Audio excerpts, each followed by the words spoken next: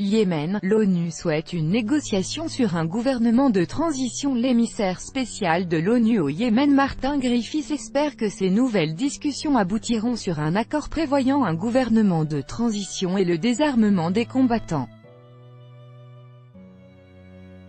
Martin Griffiths ici au Yémen le 26 juin 2018. Reuters, Khaled Abdullah. Un accord sur un gouvernement de transition et le désarmement des combattants seront au menu des discussions prévues en septembre entre les acteurs du conflit au Yémen. C'est ce qu'a annoncé ce samedi 11 août l'émissaire spécial de l'ONU pour le pays, Martin Griffiths. Cela fait 4 ans que l'ONU tente de trouver une issue au conflit qui a causé la mort de près de 10 000 personnes au Yémen, entraînant une crise humanitaire sans précédent dans le pays. Cette fois, Martin Griffiths espère bien voir aboutir les consultations qui débutent le 6 septembre à Genève et qui doivent conduire à des négociations directes. Nous allons en premier lieu tenter de parvenir à un accord entre le gouvernement yéménite et les Houthis sur les questions essentielles de fin de la guerre et d'un gouvernement d'unité nationale auquel tout le monde participe, a déclaré l'émissaire spécial de l'ONU dans un entretien publié ce samedi dans le journal saoudien Asharq al-Awsat.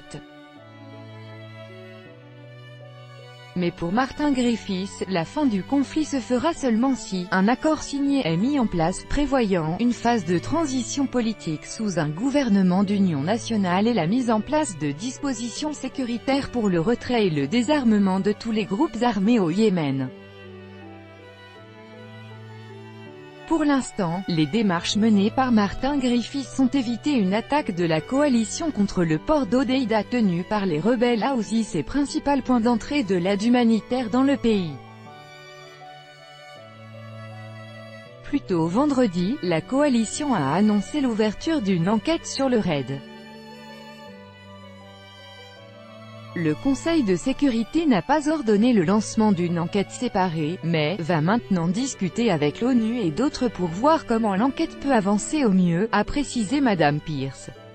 Une position critiquée par l'ONG Human Rights Watch, HRW, qui aurait souhaité que le Conseil demande l'ouverture d'une enquête indépendante.